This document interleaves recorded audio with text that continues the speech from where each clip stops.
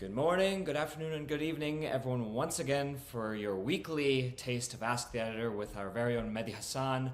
There's a lot we need to talk to, so we're just going to jump right into it. Just a reminder for those on Substack, those on YouTube, please feel free to drop in any questions, any thoughts you have. We'll try to get to as many as possible. It's going to be a very quick, cut and dry one today. So firstly, Mehdi, Yes. breaking news in our wonderful news business. CBS is now going to be led by the illustrious, talented reporter, Bari Weiss. Tell us about your reactions to Paramount dropping $150 million to acquire the Free Press and have Bari Weiss lead CBS News. Yes, I have so many thoughts, as you can imagine, Prem. Good morning, everyone. Good afternoon if you're not in the US. Bari Weiss acquiring the title of Editor-in-Chief of CBS News. Let's be very clear, CBS News was not great to begin with, but it's only really going to go down the toilet now. And it's storied brands like 60 Minutes. Who knows what's going to happen? Bari Weiss has never run a TV newsroom, has never run an organization like this one. She is uniquely unqualified to do this job. There's just no qualification she has to do this job, other than that she's super pro-Israel. And that is why David Ellison, the new owner of Paramount Skydance, which acquired CBS, wanted her in the job. I mean, no one's really hiding that fact. No one, even Dylan Byers of Puck, who wrote a very kind of, pro-Bari Weiss, pro-Ellison piece, acknowledges that the Free Press is not worth $150 million. It does not have enough revenue or subscribers to justify that. This is the pro-Israel side looking after one of its own. This is DEI for pro-Israel folks. This is how do we help Bari Weiss and how do we help ourselves control CBS News. The Ellisons are also taking over TikTok, Prem, as you know, at a time when the American public are turning against Israel. The pro-Israel side is doubling down in its control of the US media, in its control of information, and it's a real problem. I mean, TikTok, CBS News, maybe even CNN, if they acquire Warner Brothers, will all be controlled by the Ellison family. I should remind people watching, Larry Ellison is the single biggest private donor to Friends of the IDF in America. So it's not great. You wrote a piece for us last night, Prem. You spoke to people at CBS. How do they feel about this, insiders at CBS News? Yes, so I spoke with a lot of people all across CBS, and all of them are pretty demoralized. I think one basic point that I think is important for people to understand is no matter people's personal politics, they feel that this makes them become a political pawn, just by virtue of what you're saying, which is that, regardless of how one views Bari Weiss personally, I don't want to get into that either. I think what's important here, and what the CBS people themselves are saying, is that there have been veterans at CBS who have been working there for decades, for whom would be great to be, leaders of the newsroom. But this is a job that was, in some ways, as some sources told me, largely almost created for Bari Weiss. They didn't have like an editor-in-chief in this way beforehand. So they're making this job for her, for someone who has not led TV news in this way, for, as some sources themselves argue, hasn't really done that much actual gumshoe on-the-ground reporting. And so they feel that this is just totally asynchronous. I mean, a bigger point that quite a few sources said to me, which I was kind of surprised by, is that they were very vehement in saying that many things that the Free Press has published would not meet CBS editorial standards. One, actually, source told me that, CBS a couple days ago published this pretty good story about how they got confirmation that the government of Israel a few weeks ago did indeed target the global Sumud flotilla and at least 2 drone strikes. They were confirmed in Tunisia. That's right. So that adds to the list of places that Israel has attacked. And they were saying that under a Bari Weiss editor-in-chiefship, they're not sure they would even publish that story. Yeah. And of course, as our viewers know, one of the crew members of this flotilla is Zeteo's very own Greta Thunberg. And I know we just recently released a very big statement on the flotilla, if you want to talk about that. Yeah, so just before I get to Greta, one last point on Bari Weiss. It is important to distinguish between the fact that, A, she's unqualified for the job. She's never worked in TV news. To run a TV newsroom is a very unique challenge. She was a bag carrier for Bret Stephens at the Wall Street Journal. She moved over with him to be a junior editor at the New York Times. She quit famously complaining about wokeness, set up the Free Press, which has run pieces like saying things like the starvation in Gaza isn't real. That is the journalistic credentials she's taken to CBS News. But separate to that, she's an ideologue on Israel. And you can imagine if somebody who had the same views as her, but in support of Palestine, can you imagine such a person getting a job, even in a junior position in American journalism, let alone the top position. And I always, every accusation is a confession. Right-wingers have spent years complaining about bias in the liberal media, and yet you cannot point to a single head of CNN, ABC, NBC, not a single person who came to that job with the same open ideological conviction, zeal, and biases of Bari Weiss. So the double standards and the hypocrisy is very blatant. On Greta Thunberg, she was on this flotilla. It was the second time she went on a flotilla. I got a couple of things to say. Number one, there are reports coming out about her abuse in detention. The Israelis are denying it, although they're denying it on their official foreign ministry Twitter account. But in the Israeli media in Hebrew, they seem to be admitting it. The Israeli media is reporting that this is happening. They've been told by the government that she is in a cell filled with bed bugs and getting rashes and not getting enough food or water and is dehydrated. These are the allegations The Guardian reported on. Activists have said so, and if you don't trust the activists, the Swedish government, which is her government, have said that this is what they were told by her when they had a meeting. The Guardian got hold of the emails. Look, none of us know. A bunch have been released from different countries. But Greta, Itmar Ben-Gvir, who is the national security minister, he's been bragging about how he went to see the detainees on Thursday at the port and shouted at them and called them terrorists. They released some images of that. So he always brags about mistreatment in Israeli prisons. Israeli prisons are notorious for their torture. Human rights groups have said this for years. I could talk for a very, very long time about our mistreatment and abuses in our imprisonment, trust me, but that is not the story. What happened here was that Israel, while continuing to worsen and escalate their genocide and mass destruction with genocidal intent, attempting to erase an entire population, an entire nation in front of our very eyes, they once again violated international law by preventing humanitarian aid from getting into Gaza while people are being starved. My last point on this is, if they can abuse Greta Thunberg, if that's the impunity Israel has, imagine what they do to ordinary Palestinians. Greta is perhaps the most famous person that Israel has brutalized in this way, in this manner. And this is still how she is treated. You can only imagine how the hundreds of other activists are being treated, let alone, obviously, as these activists themselves would remind us, the 2 million other Palestinians. One actually a good connection here as well, when you talk about junior staffers and their plight in being hired at newsrooms if they are pro-Palestinian. Emily Wilder, who was, of course, famously fired by the AP a few years ago because of this right-wing outrage mob for having pro-Palestine views in college, fired by the AP, all for the AP building to be blown up by Israel in the same few weeks span. She is currently on the Conscience flotilla that is also on the way to Gaza as we speak right now. So this circular moment where a journalist who is around my age, fired for just simply believing that Palestinians have humanity, is now on a flotilla on the way to support Gazans, while Bari Weiss, who has not analogous, but like pro-Israel views such that she, in some ways, is part of denying the genocide in Gaza, is now being elevated to lead CBS. I mean, the contradictions and dynamic of that is shocking.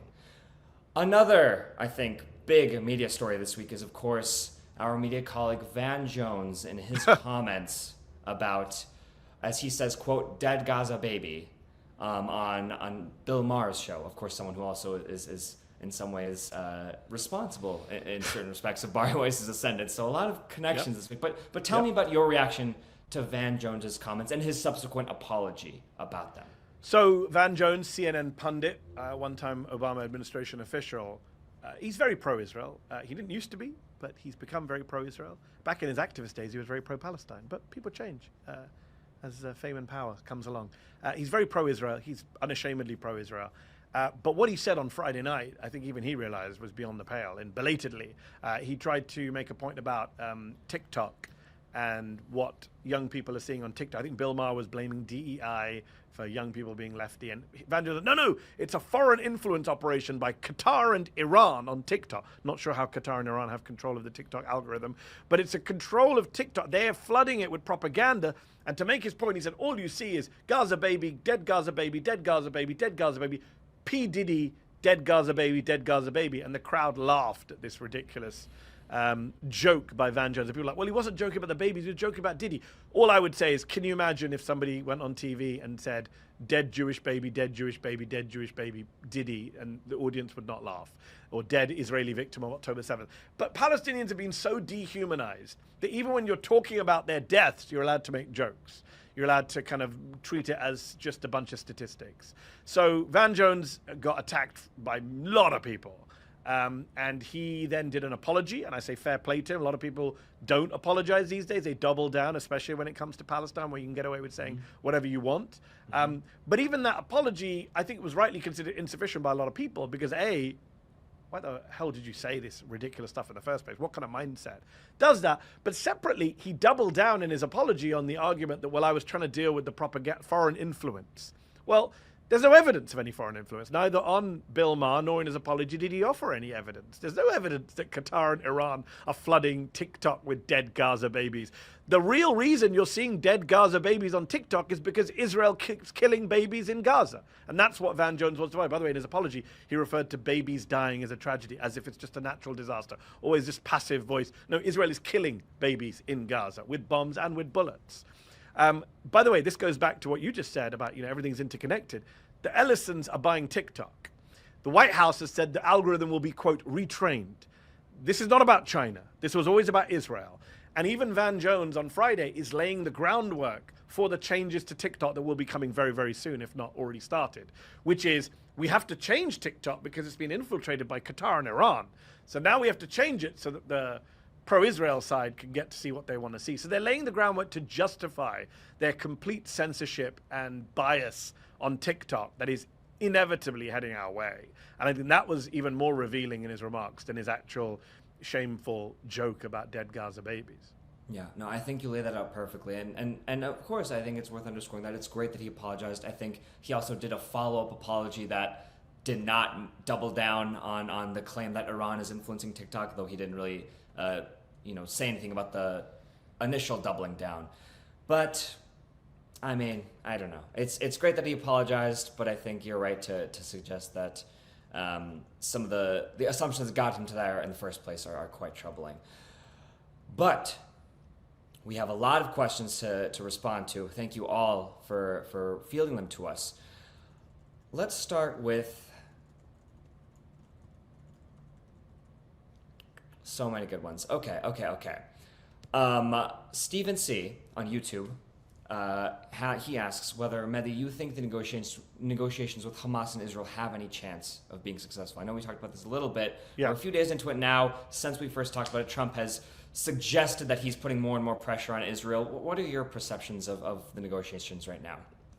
I don't know, to be honest. It's very hard to say what's going to happen in the Middle East because there are so many different parties and so many different changes. Even this quote-unquote peace plan was agreed with Arab governments. And then, once it was agreed with the Arab governments, the Israelis made edits, which the Arab governments didn't see. And then Trump just announced it and said, hey, the Arab governments agreed. And they were privately furious. We don't know. Hamas put out a statement on Friday, which was kind of like, we half agree with it, we half disagree with it. Trump was so excited, he posted the entire Hamas statement to the White House Twitter account before it was later deleted. I believe the first time in American history an entire Hamas statement, unedited, has been posted without any criticism by the White House. If you and I did that, Prem, we might be investigated for material support for a prescribed terrorist group. But Donald Trump did it, so it's fine. He is desperate, Prem, desperate for a Nobel Peace Prize. And he will do whatever he thinks he has to do. That doesn't mean he's interested in peace. It just means he wants some kind of end to the fighting that he can call peace and then try and get a prize off of it. He has put some pressure on the Israelis, not enough, clearly. Netanyahu did get to edit this draft to add in conditions like fully demilitarize Gaza before Israel withdraws. Amit Segal, who's an Israeli journalist, very close to Netanyahu, tweeted over the weekend, this is a victory for Netanyahu. It's a 3/4 victory. So the fact that they're so pleased about it tells you everything. The main problem, the main sticking point that Hamas and all Palestinians have with it is that there is no plan for statehood, for freedom, for self-determination. It's all very vague. There will be a pathway to peace and statehood if America decides that the PA has reformed, and if Israel decides that there is no resurgent terror threat, and if Gaza is redeveloped by Tony Blair in the right way, then maybe at some point down the line we can talk about a possible demilitarized small state. Right? That is what's on the horizon. It is so caveated and so conditional that for Palestinians, I can understand why a lot of them might say this is not enough. On the other hand, I can understand why they might agree to this, because everyone just wants an end to the violence. Now, the problem is the only leverage Hamas has are the hostages. Israel's made it very clear once they get the hostages back, they will carry on the war. They've said that for 2 years. That is the position of the Israeli government. Get the hostages back and then continue the genocide. And Trump has given them that with this, because this deal says that in the first 72 hours after Hamas agrees and Israel agrees, all the hostages have to be released on the Palestinian side, and on the Israeli side, the whatever 1,300 they've agreed to, and 250 lifers. But then after that, Netanyahu can do whatever he wants, right? Netanyahu can say, well, I'm not leaving the Strip. He's already said, we are not leaving the Gaza Strip. He said it in Hebrew. Prem, isn't it interesting that Yasser Arafat used to always be accused of saying one thing in English and one thing in Arabic? Netanyahu's the master of it. He tells Western media what they want to hear, tells Trump in English, then he goes back home and tells his far-right base in Hebrew what he's really up to. We're not leaving Gaza, he says. And it's just on Twitter. You can just click translate. Yeah. That's so true. I'm glad you bring up the issue of a Palestinian state. Ghazi Qureshi on YouTube as well.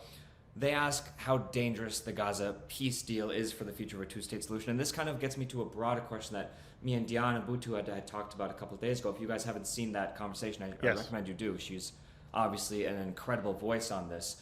Of just this sense of, there's all these nations now coming out in support of a Palestinian state in some form, however they happen to phrase it. At least it's some sort of positive affirmative expression that they want a Palestinian state. If this deal is accepted in some form that it is now, how does this metabolize that increasing desire for a state by the country? Is it by the countries around the world? Is it something that sort of stymies those demands and just kind of digests it and pushes it away? Or is it something that can be a vessel towards making it happen? Like, how do you sort of I think it could be both ways. I mean, I'm a little bit, I'm both. When it's the whole state recognition thing, I mean, it doesn't stop the genocide, obviously, as we know. It doesn't change things for people on the ground in Gaza. On the cynical part of me says this is just a way of shutting people up and making it look like Western governments are taking action, and the peace process, the quote-unquote peace process, has always been used as a way of just shutting people up, freezing the conflict, while Israel creates facts on the ground, expands its territory. Meanwhile, people talking away in hotel rooms in Oslo and whatever it is. So that's the cynical part of me. The optimistic, slightly hopeful part of me says that Israel was super mad to see all these Western allies of it come out for Palestinian statehood. They went nuts. They called them anti-Semites. The French didn't listen. The Brits didn't listen. The Canadians didn't listen. Clearly, it's something Israel didn't want to happen. Clearly, it does give the Palestinians a form of legitimacy on the international stage that they didn't have before. So maybe that could open some doors legally. We don't know. I guess we'll have to wait and see. In general, I don't think, recognizing statehood actually changes any fact. Israel are masters of facts on the ground, and recognizing statehood does not change facts on the ground. What changes facts on the ground is restricting of arms sale, restricting of aid. That is what changes facts on the ground. I think that transitions very well into a question from Saqib Khan, also on YouTube, who asks if you could elaborate about how the UK can, on one hand, recognize Palestine, while at the same time continuing their brutal apparatus for arresting peaceful protests in the UK. How do you take this double standard? Yeah, great question for Saqib. I mean, the UK is a classic example of how they've weaponized the statehood issue to give them cover to do repressive anti-Palestinian things at home. For those of you watching who don't know what's happened in the UK, is they prescribed a group called Palestine Action, which was I would argue, non-violent group. They did break into arms factories and spray planes and weaponry with red paint to show that Britain is, blood on its hands for arming Israel. For that, they were prescribed as a terrorist group alongside ISIS and Al-Qaeda and all sorts of other groups. And then since they were prescribed, protesters have been going every Saturday into London and saying Palestine Action, holding up placards and signs and T-shirts. And they've been arrested in their hundreds. Hundreds. I mean, a couple of weeks ago, they arrested 800 people. I believe it was the largest mass arrest in modern British history. These people are elderly people, people in wheelchairs, people with Zimmer frames, people who are blind, elderly women vicars. Like, it's insane. Like, a parody of the most peaceful, non-violent, unthreatening people you can imagine are suddenly being arrested because they're allegedly terrorists now for saying we support Palestine Action. In fact, this Saturday, amongst a ludicrous protest from the British police, one person was arrested for saying, I do not support the banning of Palestine Action, which is a real escalation. Now it's not even it's not that you're supporting a terrorist group. It's saying, I don't think that group should be considered a terrorist group. That's now a crime too in the UK. So when Elon Musk and these others go, the UK has fallen, there's no free speech in the UK, they never say about the biggest free speech issue in the UK right now, which is support for Palestine. And the idea that even if you say, I want action to be taken on Palestine, that's now against the terrorism law. It's really, really repressive. The British Muslim Home Secretary, Shabana Mahmood, who used to be a supporter of Palestine. Remember what I said about Van Jones? Used to be a supporter of Palestine, got close to power, stopped supporting Palestine. Shabana Mahmood is that on steroids. She used to give speeches at pro-Palestine rallies in the UK saying we must support the Palestinians. Now she is the Home Secretary, the equivalent of the Attorney General in the UK. She runs the police, she runs the justice system, and she's saying we need to crack down on protests. You can't just have endless protests. We're going to make it much harder to protest for Palestine. So this is where the UK is. So it's, forgive me if I'm super cynical when I see the Starmer government, a Labour government, what's so shameful, coming out and say, well, we support two-state solution and Palestinian statehood. That is a fig leaf. There is no point in doing any of that if you are repressing protests at home.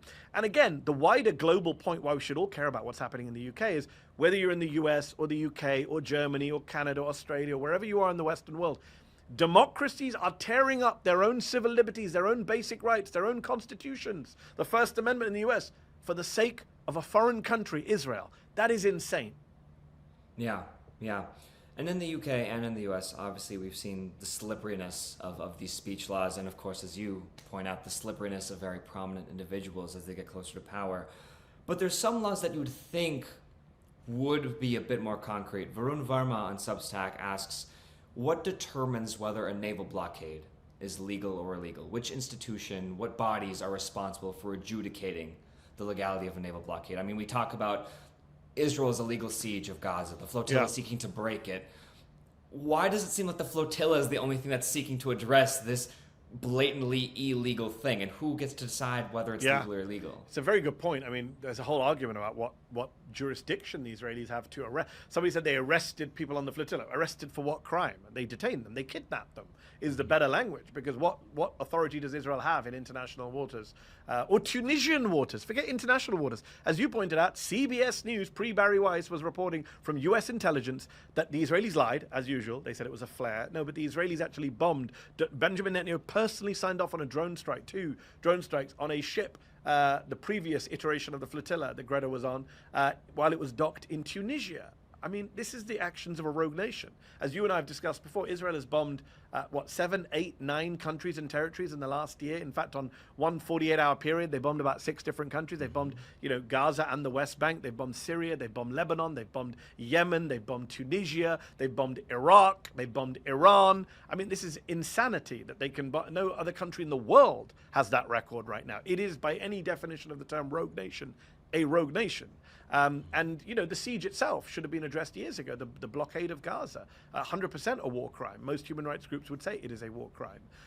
And so people breaking the blockade are not the ones committing the crime. It's the people doing the blockade. And don't forget, the International Court of Justice says Gaza is occupied territory. As much as the Israeli propagandists want to say, we withdrew from Gaza in 2005, Gaza is no longer occupied. Not true. According to the International Court of Justice, Gaza is occupied. Israel controls the seawaters, as we're seeing, the airspace, 3 of the 4 land crossings, and all of the population registry. So this idea that Gaza isn't illegally occupied or that Israel don't have an obligation to get out, many of the criticisms of the Trump peace plan are that it doesn't mention the illegal occupation or the need, Israel's obligation to immediately end its illegal occupation of Palestinian land, which includes the Gaza Strip and its waters.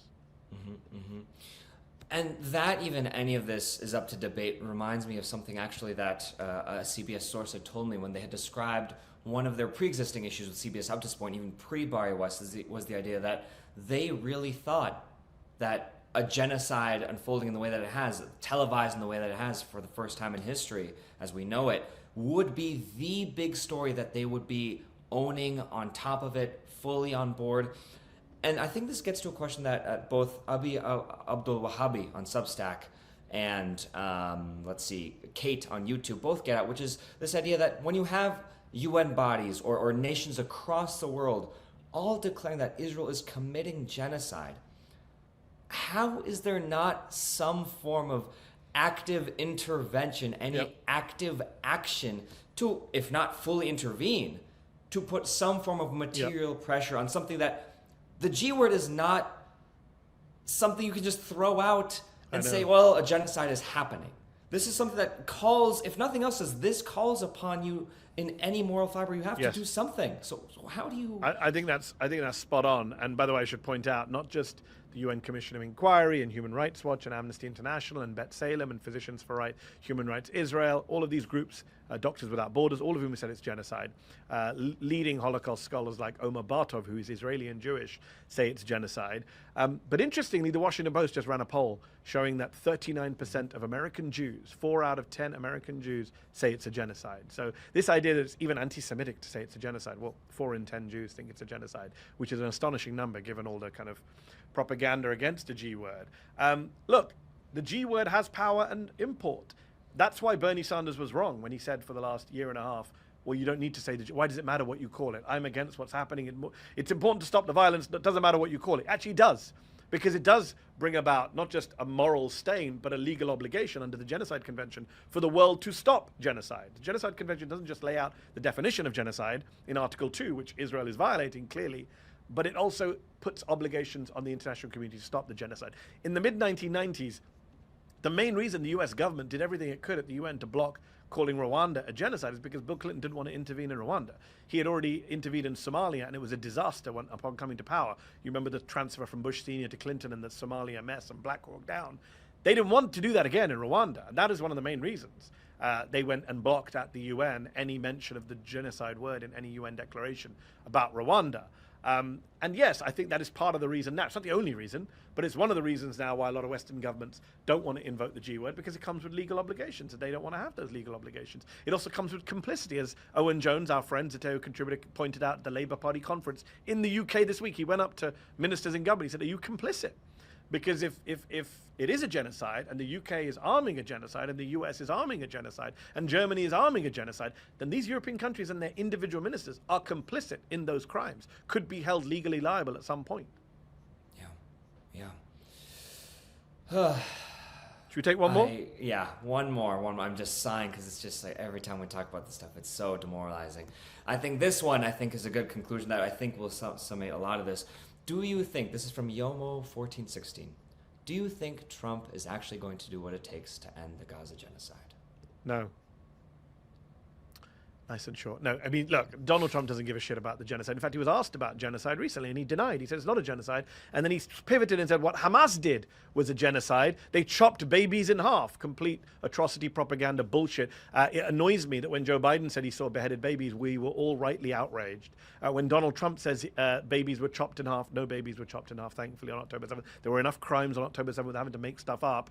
I don't see the outrage from people on the left in the pro-Palestinian movement. I don't know why we all hold Trump to a lower standard than Democrats or Biden. I think what he has said about Palestine has been much worse than what any American politician has said. This is a man who said that he was in favor of ethnic cleansing in Gaza. Thankfully, the plan says Palestinians can stay, but just 6 months ago, Trump was saying they should leave and they can't come back. He's used Palestinian as a slur to describe Chuck Schumer in a kind of as a racial epithet. He, as I said, denies it's a genocide and has armed the genocide, provided billions and billions of dollars of weapon bypassing Congress to send to Israel. He lifted the hold that Biden put on 2,000-pound bombs. The only good thing Biden did while being complicit in a genocide, the only good thing Biden did was put a hold on the worst bombs, 2,000-pound bombs. Trump lifted that in his first week in office. So there's no evidence that Trump gives a shit about Palestinians or Palestinian babies or Palestinian self-determination. As I say, he just wants to wrap up the fighting because he thinks it's bad for Israel. He's right about that. And he thinks it's bad for him. He wants to get a Nobel Prize. He hasn't been able to end the war in Ukraine. He hasn't been able to end the genocide in Gaza. He's escalating conflicts elsewhere around the world. So no, I don't believe he can. I think we may get a ceasefire. Let's see how long it lasts. He had a ceasefire when he came to office. It lasted less than 2 months before the Israelis broke it. My big worry is we sign a big deal. He pats himself on the back, holds multiple rallies. The media all praise Trump. Some people on the left say, see, Trump did what Biden couldn't do. And then it all falls apart once we start paying attention. That is the history of the Middle East. Israel is very good at banking these deals, making it look like they've agreed to it, and then they undermine it very, very quickly. As we've seen again and again. Margaret, finally on Substack, says that Mehdi and Prem for the Nobel Peace Prize. Seriously, how can we nominate you? Here's what I'll say. Firstly, Margaret, thank you. Secondly, Donald Trump, straight up, if you end the genocide in Gaza, if you end the apartheid regime over Palestine, I think we would seriously consider putting our hat in the ring of nominating you as well. So take that what you will, Donald Trump. I mean, I'll be honest, I don't want a prize that they gave to Henry Kissinger. There you go. There you go. One final note, I think that it'll be good to end on. From Average Joe on YouTube. Mehdi, when can we expect a Hassan ×3 podcast with you, Hassan Minhaj, and Hassan Piker? I feel like you owe your fans this. Prem, didn't you do the Spider-Man meme where all the Hassans are pointing at each other? A lot of memes, yeah. I have been on Hassan Minhaj's show. He's been on my show. Hassan has also been on Hassan Piker's show. I believe I'm in a conversation with Hassan Piker to have a conversation with him soon. So watch this space. Whether all three of us get together, I don't know if there's going to be a Hassan ×3. Let's see. Might be too powerful. The internet might explode. Certainly Islamophobes' heads would explode. All right, everyone. Thank you so much for tuning in. We appreciate all your questions. Thank you. Make sure you sign up to Zeteo.com. Got to do the plug. Become a paid subscriber today. Support independent journalism. Look at what's happening at CBS News. You cannot rely on mainstream media anymore. You couldn't before. You certainly can't now. So do sign up to Zeteo.com. You get discounts on merch. If you're already a paid subscriber, go to shop.zeteo.com. You can get discounted merch. There you go. Take care, everyone. Thanks.